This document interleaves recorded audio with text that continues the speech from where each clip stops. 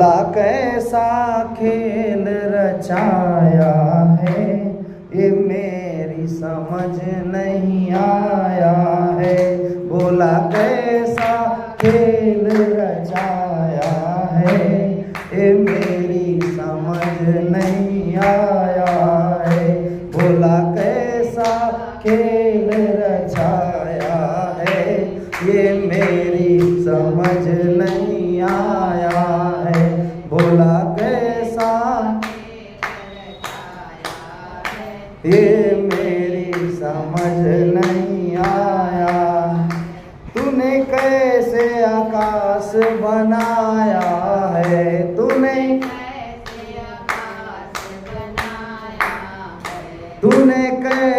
आकाश बनाया है, तूने कैसे आकाश बनाया है। नहीं खंबा एक लगाया है ये मेरी समझ नहीं आया है। तूने खंबा नहीं लगाया है ये मेरी समझ नहीं आया है। भोला कैसा खेल रचाया है ये मेरी समझ नहीं आया है। भोला कैसा खेल रचाया है ये मेरी समझ नहीं आया है। तरह तरह के पेड़ बनाए हैं, तरह तरह के पेड़ बनाए, तरह तरह के पेड़ बनाए हैं, तरह तरह के तू बीज कहाँ से लाया है ये मेरी समझ नहीं आया है। तूने बीज कहाँ से लाया है ये मेरी समझ नहीं आया है। तूने भोला कैसा खेल रचाया है ये मेरी समझ नहीं आया है। भोला कैसा खेल रचाया है ये मेरी समझ नहीं आया।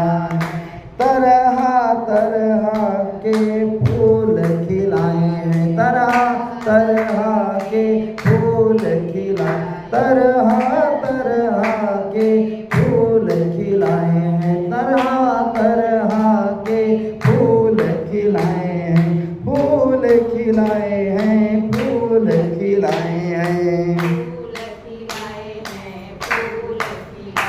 तू रंग कहाँ से लाया है ये मेरी समझ नहीं आया है। तू रंग कहाँ से लाया है ये मेरी समझ नहीं आया है। बोला कैसा खेल रचाया है ये मेरे समझ नहीं आया है।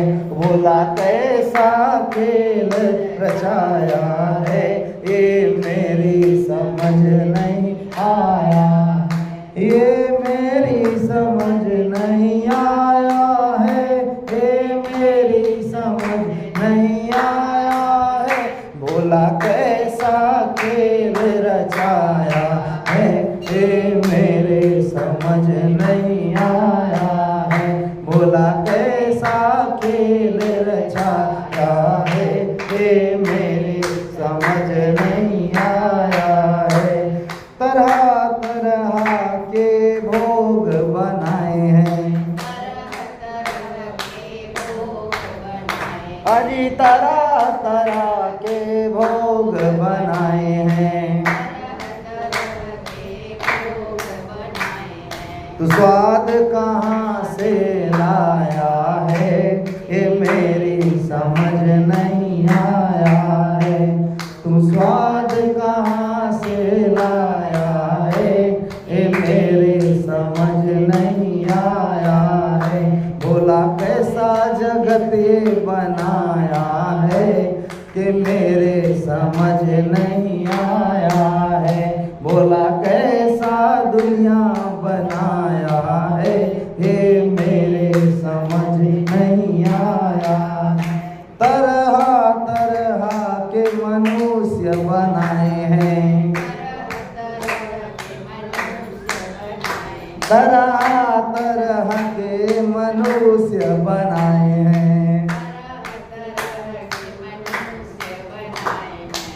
तू ये जीव कहाँ से लाया है, ये मेरे समझ नहीं आया है। तू जीव कहाँ से लाया है, ये मेरे समझ नहीं आया।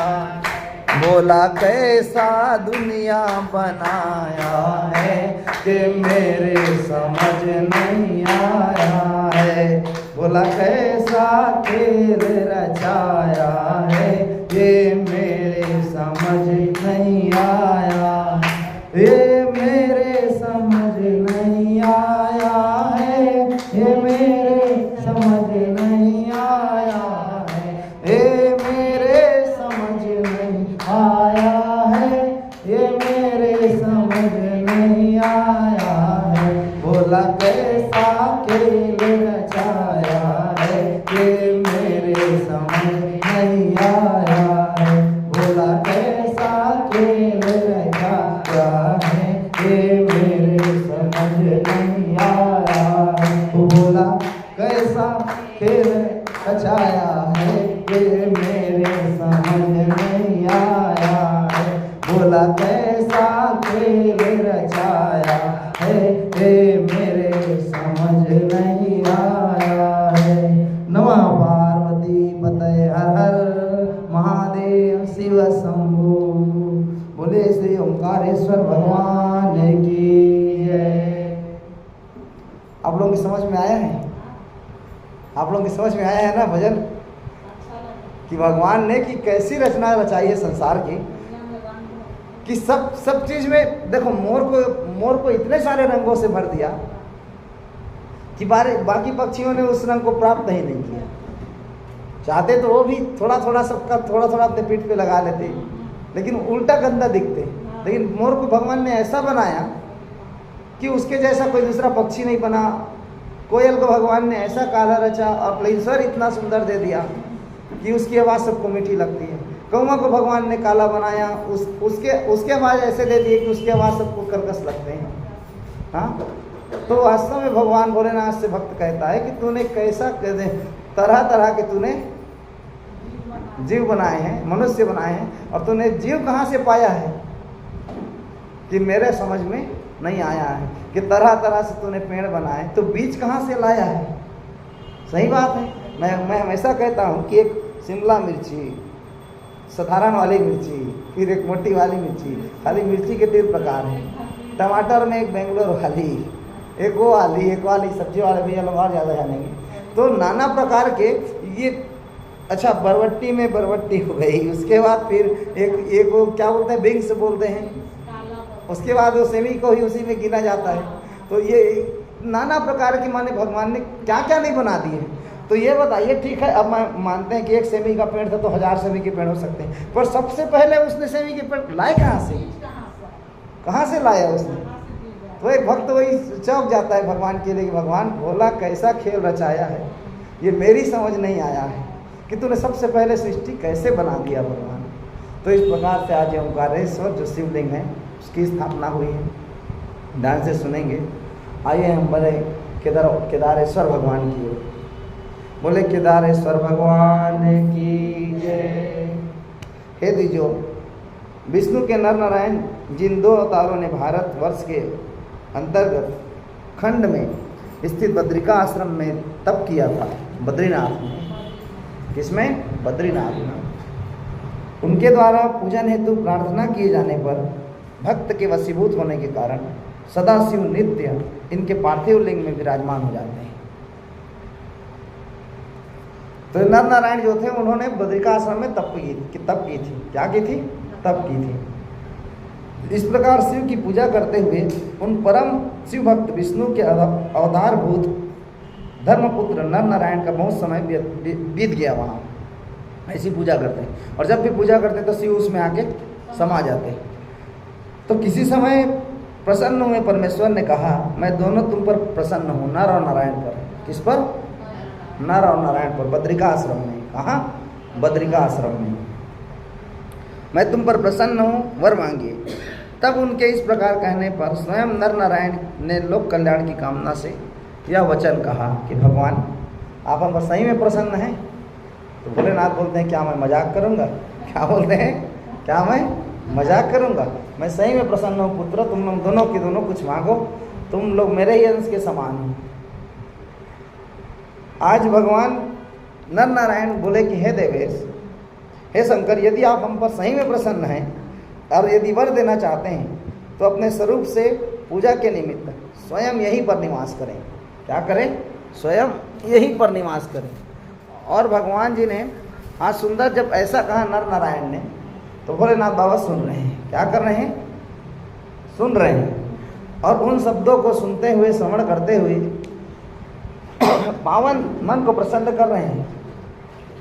तो सूत जी बोले, तब उन दोनों ने प्रार्थना की कि हे भगवान, अगर नर नारायण पर की तपस्या से अगर आप प्रसन्न हैं तो अपने एक रूप को यहीं पर छोड़ दीजिए, यहीं विस्मित कर दीजिए, ताकि जो भी भक्त आए वो हमारे भक्ति से तल्लीन होए और उसको लाभ प्राप्त हो सके कि हम संतों के द्वारा स्थापित किया गया है।